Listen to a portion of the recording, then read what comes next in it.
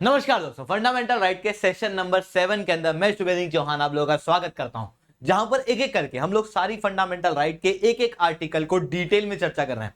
दोस्तों, इसके पहले मेरे द्वारा बता दिया गया है कि फंडामेंटल राइट्स क्या होती हैं, फंडामेंटल राइट्स कितने प्रकार की होती हैं, फंडामेंटल राइट्स के अंदर क्या क्या चीजें हम लोगों को देखने को मिलती हैं। मैंने ये भी आप लोगों के साथ में चर्चा करी कि जो फंडामेंटल राइट्स हैं इनके अंदर ऐसा क्या खास है, कौन इसके केसेस जो है वो एडजुडिकेट करता है। उसके बाद में मैंने आप लोगों के साथ में बात की आर्टिकल 14 क्या है, आर्टिकल 15 क्या है, आर्टिकल 16 क्या है, आर्टिकल 17 क्या है, आर्टिकल 18 क्या है।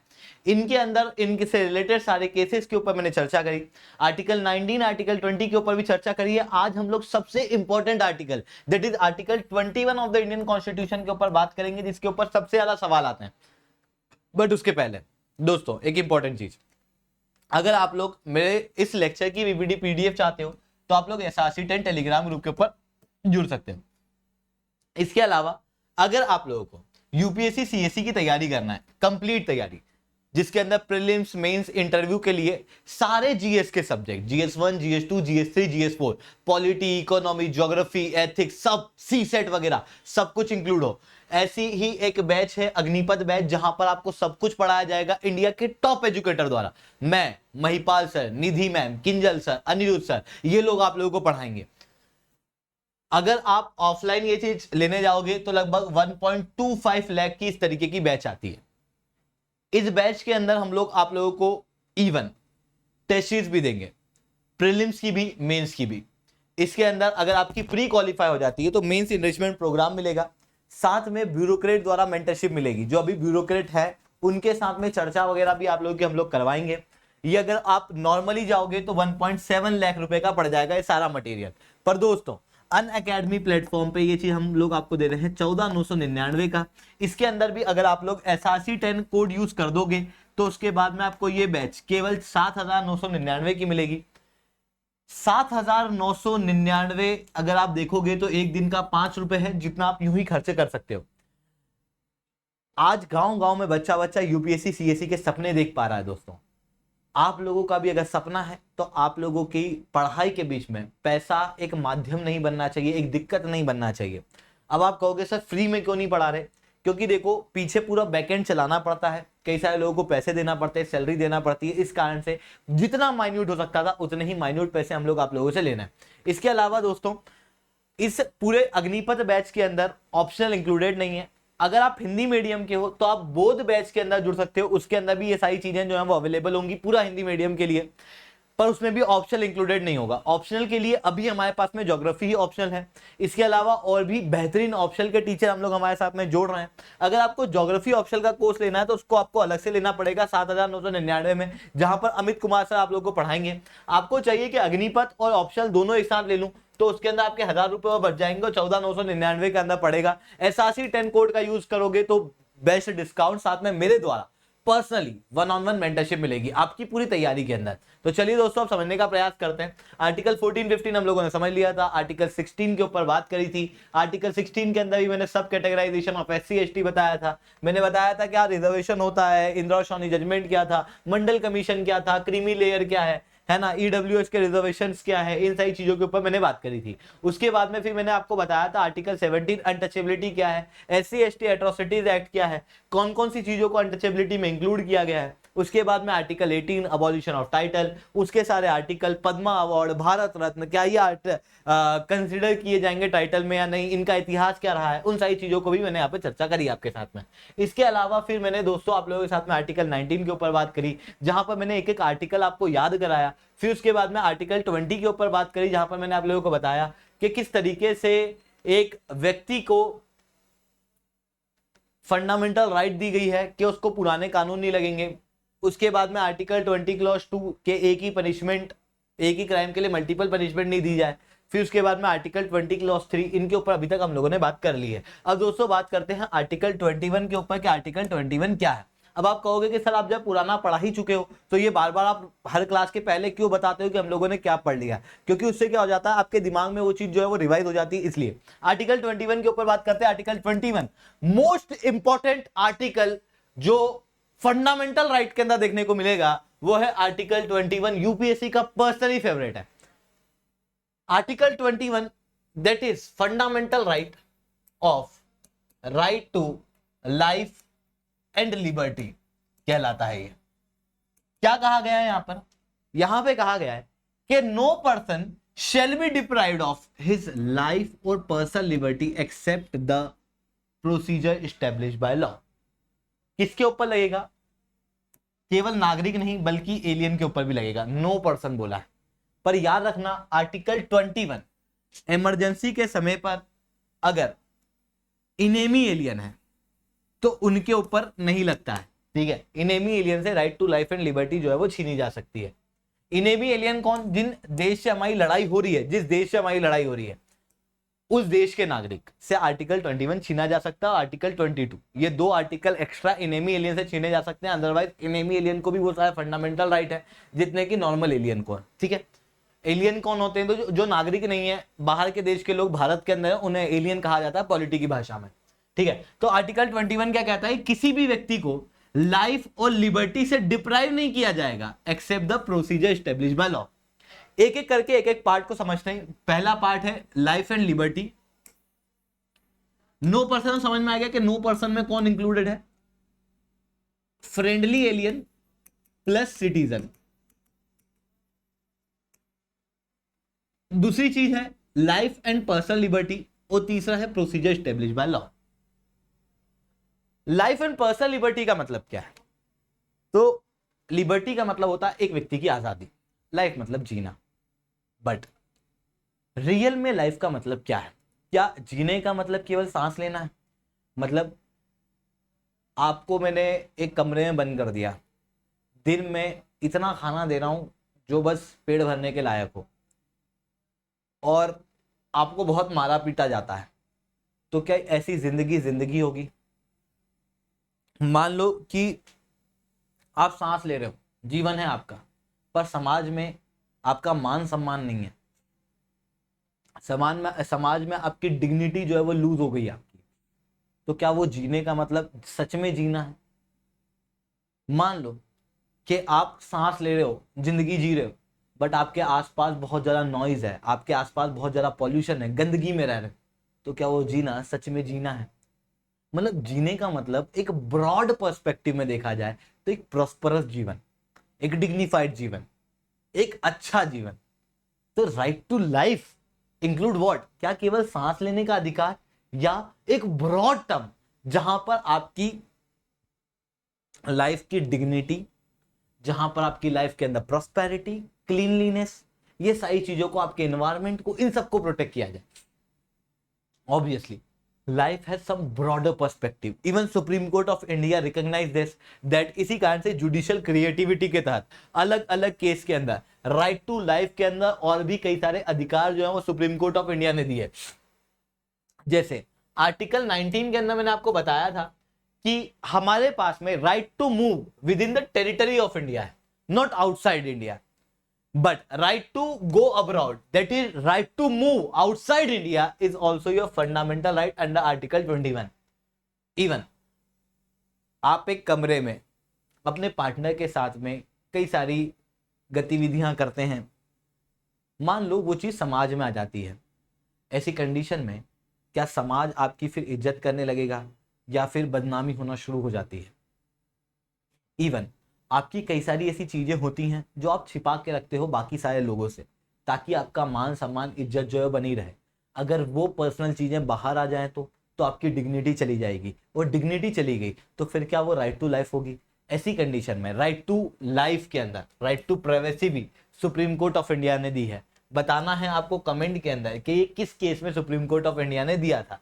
Then right to education, then right against solidarity confinement, right against handcuffing, right against delayed execution, right to shelter और राइट टू लाइवलीहुड। ये याद रखना है क्योंकि इनसे क्वेश्चन पूछ लिए जाते हैं कि ये वाली राइट जो है वो कौन से आर्टिकल में कवर हुई है।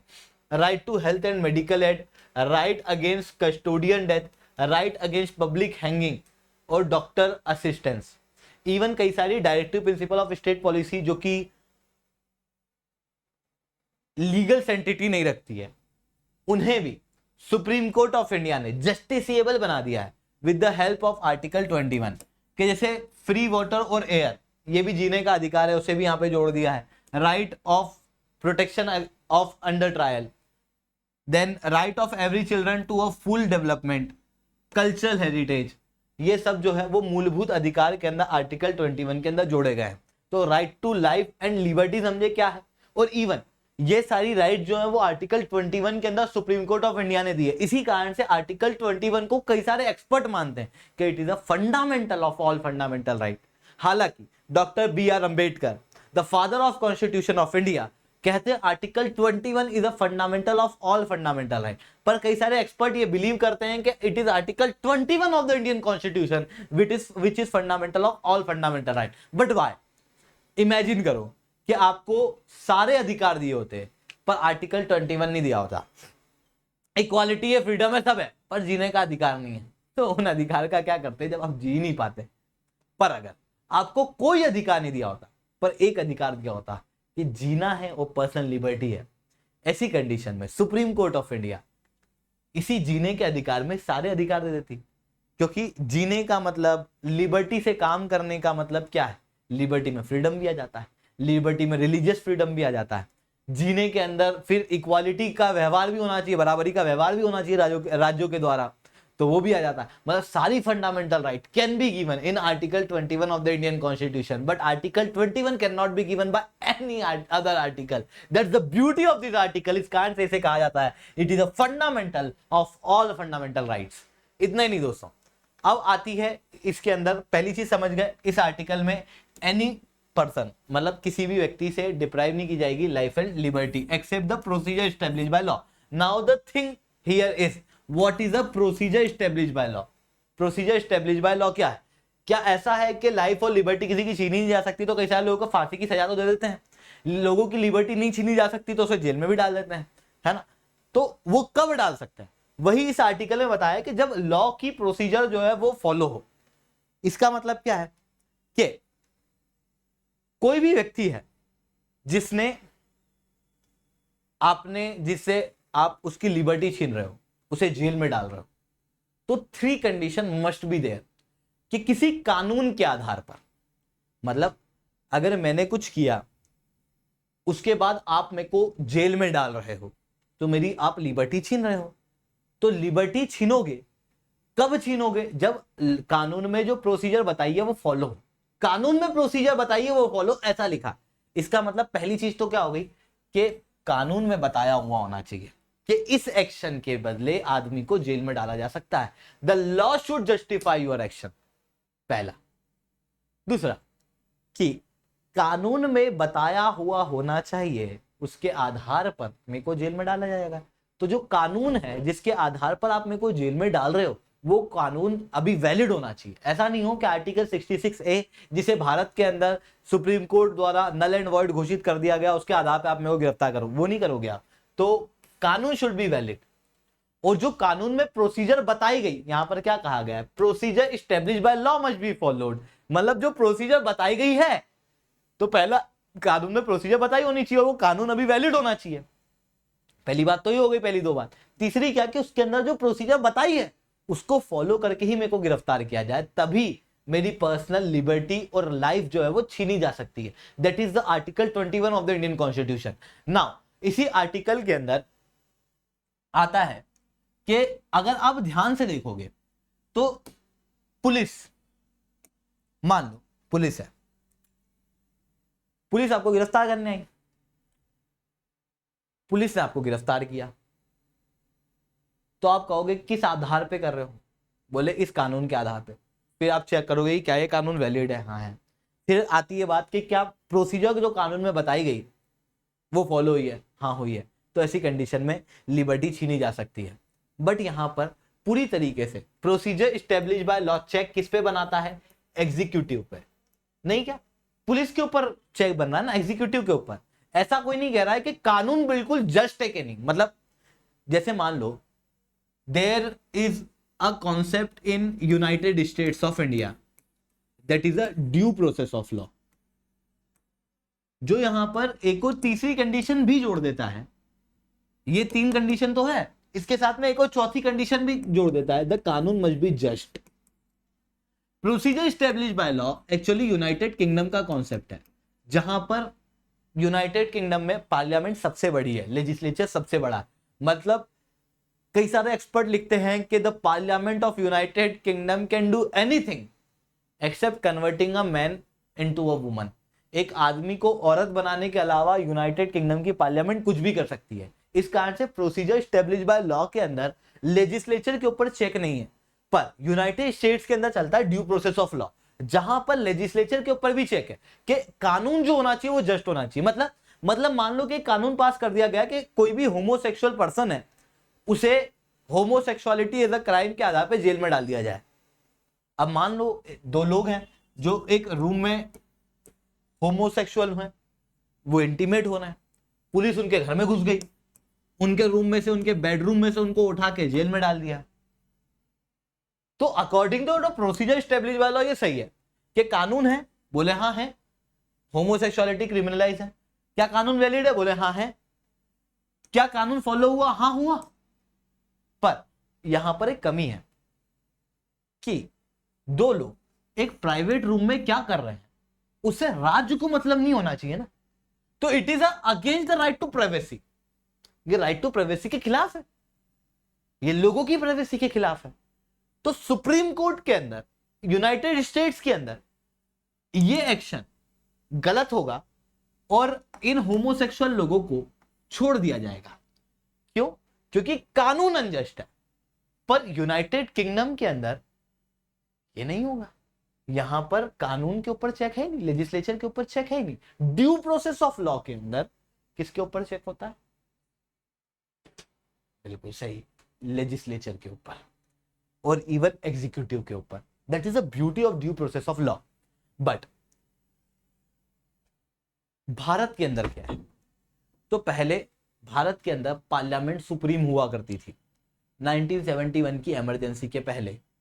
जिस समय पर 1971 के अंदर जब इमरजेंसी लगी तो उस समय पे क्या हो रहा था कि लोगों से हीबियस कॉर्पस छीन ली जा रही थी। आर्टिकल 20 और आर्टिकल 21, आर्टिकल 22 छीन लिए जा रहे थे और बिना किसी वारंट वगैरह के आधार पर लोगों को गिरफ्तार किया जा रहा था।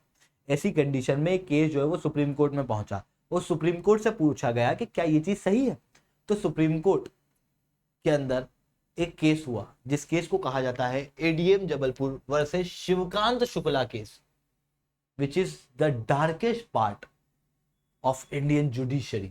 ऐसा माना जाता है कि इस समय पर जो इंडियन जुडिशरी के अंदर लोग थे उनके भी एग्जीक्यूटिव से कुछ तालमेल बैठे हुए थे। ऐसी कंडीशन में जुडिशरी कहती है कि yes, even right to life and liberty can be taken from an individual during an emergency. और इन्होंने कहा कि क्योंकि कानून में कहा है तो हो सकता है, क्योंकि जो भी लेजिस्लेचर कहेगा वो सही है। हमारे पास में इतनी पावर नहीं है कि लेजिस्लेचर को हम लोग पीछे करें या लेजिस्लेचर को हम लोग कमजोर करें या लेजिस्लेचर की बात हम लोग नहीं माने। हमारा काम है केवल कानून को जज करना कि सही है या गलत है। But after ADM Jabalpur case we have seen a drastic change in the method of judiciary, जिसके बाद में हमको जुडिशियल एक्टिविज्म देखने को मिला और जुडिशरी ने भारत के अंदर ड्यू प्रोसेस ऑफ लॉ दिया। Maneka Gandhi versus Union of India case 1978, जहां पर सुप्रीम कोर्ट ऑफ इंडिया कहता है कि we are the interpreter of the constitution of India and we interpret procedure established by law as a due process of law. और इसी दौरान में supreme court कहता है कि इमरजेंसी हो या कोई भी कंडीशन हो, आर्टिकल 21 छीना नहीं जा सकता जब तक कि due process of law follow ना हो। क्योंकि जीने का अधिकार कोई राज्य नहीं देता, जीने का अधिकार प्रकृति देती है। जीने का अधिकार केवल मेरे या आपके पास नहीं है, जीने का अधिकार हमारी गलियों में दौड़ रहे जो एनिमल्स हैं, जानवर हैं, उनके पास भी है। हमारे जंगलों में रह रहे जानवरों के पास भी है। जब राज्य नहीं था तब भी जीने का अधिकार था, जब राज्य है तब भी जीने का अधिकार है। जब संविधान नहीं था तब भी लोगों के पास में मोरली जीने का अधिकार होना था, और जब राज्य होगा और जब संविधान बना तब भी जीने का अधिकार है। ऐसी कंडीशन में जीने का अधिकार एक नेचुरल अधिकार है, वो ऐसे ही नहीं छीना जा सकता किसी इमरजेंसी के आधार पर। ये कहते हुए सुप्रीम कोर्ट ऑफ इंडिया ने भारत के अंदर इसके बाद ड्यू प्रोसेस ऑफ लॉ दिया। और even Supreme Court of India has given in Maneka Gandhi versus Union of India case a new concept called as natural justice. What is this natural justice about, के no sentence without heard, किसी भी व्यक्ति को सुने बगैर सजा नहीं दी जाएगी। मतलब अगर मैं जज हूं, आप अक्यूज हो और आप मेरे कोर्ट में आए, आपके ऊपर 100 आरोप है, क्राइम सिद्ध भी हो चुका है, पर भी आपको उस केस के अंदर आपका पक्ष सुनाने का बिल्कुल अधिकार है। आप अपना पक्ष जो है वो मेरे सामने रखोगे। मैं ऐसा नहीं कर सकता कि बिना आपका पक्ष सुने आपको सजा दे दूं। That is a natural justice. Even मान लो कि आपके क्राइम में मैं भी जुड़ा हुआ हूं, आपने जिसका मर्डर वगैरह जो भी किया वो मेरी ही फैमिली मेंबर पे किया, तो फिर मेरा एक पर्सनल बायस होगा, वो चीज नहीं होनी चाहिए। तो नेचुरल जस्टिस के अंदर कि कोई भी व्यक्ति अपने खुद के केस का जज नहीं होगा और अथॉरिटी शुड बी बोनाफाइड।